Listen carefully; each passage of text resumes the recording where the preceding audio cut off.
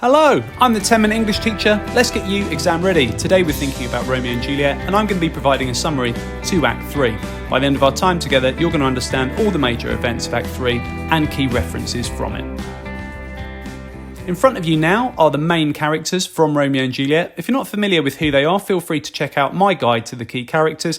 Otherwise, we'll move on and we'll think about the main events that take place in Act 3.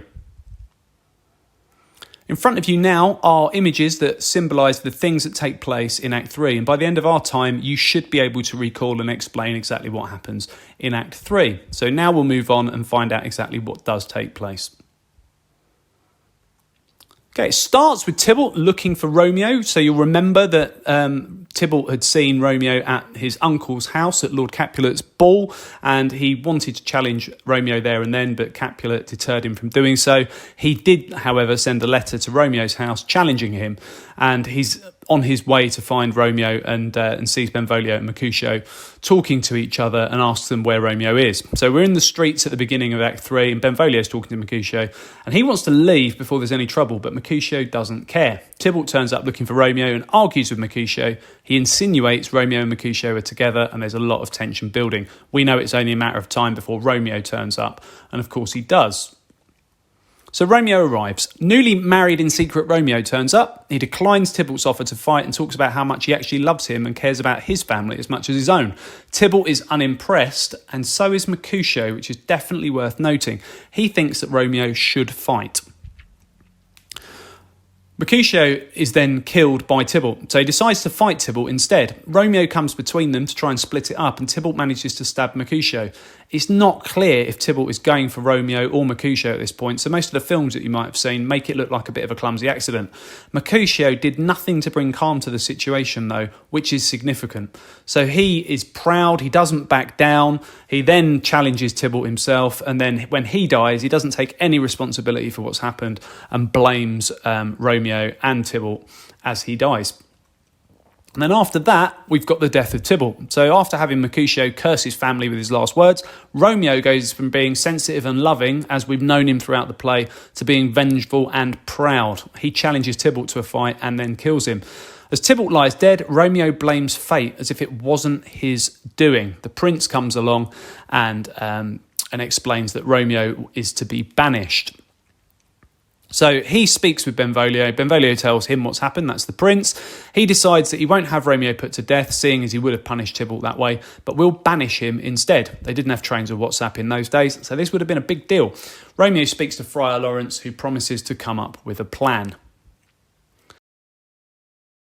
So Shakespeare now turns our attention to Juliet, and she's talking to herself about how she feels about Romeo. The nurse arrives and tells her that Romeo has killed Tybalt, which leads her to speak about how confused she is. She talks trash about Romeo, but isn't having any of it when the nurse joins in. She sends the nurse away to give Romeo his ring back. Now, the nurse finds Romeo at Friar Lawrence's cell, and the friar tells her to go back to Juliet and tell her that he'll come up with a plan. "Oh, what learning is," says the nurse, who isn't clever enough to realise his plans to make the parents happy when they realise they weren't invited to their children's wedding is riddled with stupidity. Romeo and Juliet consummate their marriage, and he leaves for Mantua. So Mantua is the place where Romeo has to go and live, and consummation, or they consummate their marriage, that's just a very formal way of saying that they sleep with each other. We've then got one of the key moments in the play, a huge change in Capulet. So a moment after Romeo leaves, just before the sun is up, Juliet's parents arrive to tell her of their plans for her to marry Paris. She declines, and Capulet wishes death on her if she refuses. There's a huge change in her father here, and he goes from being this poetic and loving character to hateful and proud in an instant. Juliet then tells the nurse that she'll go and see the friar. So those are the main events of the play. You should be confident in recalling them now, and if you want these as flashcards, they're available for all of the acts in the playlist. So we've got Tybalt and Mercutio in conflict. Then we've got Romeo, who arrives and doesn't want to fight Tybalt. Mercutio does, and then he's killed. Then Romeo kills Tybalt. He's banished for his part in that conflict. Juliet speaks to the nurse about her confusion. Then she consummates her marriage to Romeo. Romeo leaves to Mantua, and Capulet speaks of his wishes for Juliet to marry Paris. And when she declines, he says to her that she's she's to leave his home if she doesn't do as he wishes. And that is Act 3. Okay, now it's important for us to think about quotes to know. So we've got Romeo arriving. We've got this great use of label there. Boy is what Tybalt calls Romeo. It's interesting because earlier on Capulet calls Tybalt a saucy boy. The reason why this is significant is because this is a play about young people, adolescents trying to be adults and failing miserably. We've also got calm, dishonourable, vile submission, which is what MERCUTIO says when Romeo doesn't want to accept Tybalt's challenge.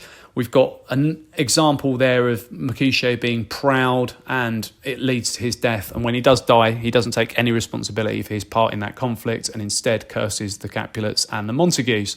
So MERCUTIO dying, he says, a plague on both your houses, an iconic moment. But what's really interesting is to think a little bit deeper about MERCUTIO there. He's involved in stoking that fire and he loses his life, and he's partly to blame. Tybalt dies. We've got Romeo saying, fire-eyed fury, be my conduct now. We've got that motif of fire again being associated with Romeo. And also that really does signify the idea that Romeo is wanting to fight and challenge Tybalt. He wants to destroy him at that point.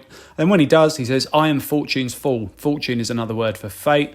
And he thinks it's destiny, and the gods are playing with him, and all those sorts of ideas are being bandied about there. But ultimately, Romeo has entered into that conflict of his own volition.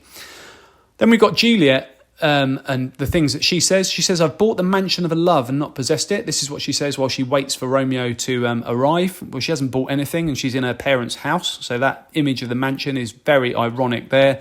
And she also says, serpent heart hid with flowering face. That's what she says of Romeo. So we've got those contrasting images there to reflect her confusion. We've also got Capulet at the end, and he says, if you be mine, I give you to a friend. If you be not, hang, beg, starve, die in the streets. And he says, out baggage to her. So his language there is a lot more stark and a lot more cold, and all of the sort of figurative poetry that we associate with him from earlier on in the play is long forgotten, and he's this very, very cold character towards Juliet in those moments. Okay, if you want to take your revision further, can you recall the major events of Act 3? Hopefully you can do that without looking. Otherwise, use the play bar and feel free to have a look back at that flashcard of the major events. What different opinions do you have, or can you have, of Romeo and Juliet at this point? There's conflicting ways that we can view the characters. Exploring that is definitely something you want to do in your exam. And how many of the key quotes can you recall? Revisit them and make flashcards, or just watch again and test yourself at the end. Okay, check out the other videos on my channel. I'll continue to add content. Feel free to ask for something you'd like to see me cover in the comments section. Don't forget to like and subscribe and share, and keep revising.